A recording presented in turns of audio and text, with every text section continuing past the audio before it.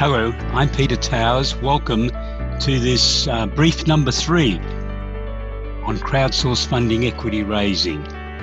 Is crowdsource funding equity raising the same as crowdfunding? No, it's not. And I'm going to show you some of the differences in this clip this morning. Crowdsource funding equity raising is governed by the Australian Government's Corporations Act, which is a very powerful piece of legislation that requires strict legal adherence to the law relative to the processes that a company has got to go through to be able to raise capital as a crowdsource funding equity raising company.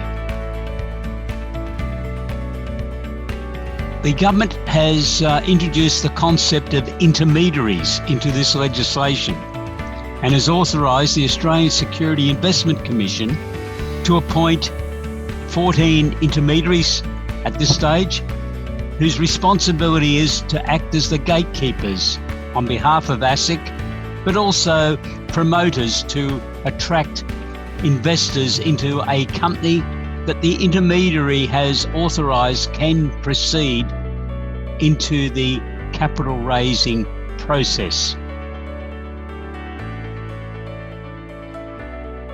The company has to produce a crowdsource funding offer document, which is very similar to a prospectus if the company was undertaking an initial public offer, an IPO.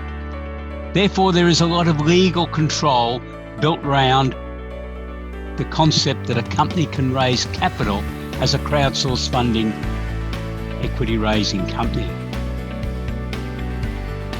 Crowdfunding, on the other hand, is a popular term given to people who utilise social media in the main to be able to raise money for a particular need or event. It has virtually no government control or legislation covering its activities. Common uses for crowdfunding include raising money to assist a family with funeral expenses when they cannot afford the cost of the funeral, raising money to assist someone who has been injured in an accident or needs major medical treatment, raising money for an inventor who wants to finish a project that they have been working on and makes an appeal to the public for support. They may offer to donors a sample of the final product when it's finished as part of the presentation. Or we could have a situation, which we have in Australia at present, where an employee is raising money to pay for legal expenses in a dispute that the employee is having with their employer. So there's various reasons why people might utilise crowdfunding to pay for the costs that they're going to incur in a particular event, but they do not have the legal structure of crowdsource funding equity raising.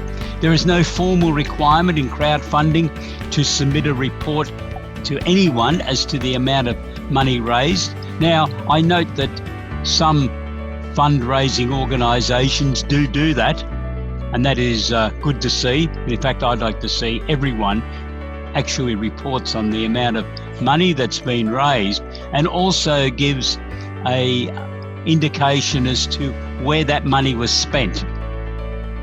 A company cannot utilise crowdfunding to raise share capital for its company at all. The company must utilise the Corporations Act, and there's a number of options there for a small proprietary company. Obviously, crowdsource funding equity raising, if the company meets the criteria. It could be as an early stage innovation company, or it could be a Section 708, or the company, if it wants to grow to be larger, could utilise an IPO, an initial public offer. But it cannot utilise crowdfunding to raise capital for the company. If you have any questions on any aspect of the matters that I've discussed with you today, please don't hesitate to send me an email, peter@essbiztools.com.au. I would suggest now that you move on to briefing number 4 in this series so that you get a full appreciation of all aspects of crowdsourced funding equity raising. Have a great day. Goodbye.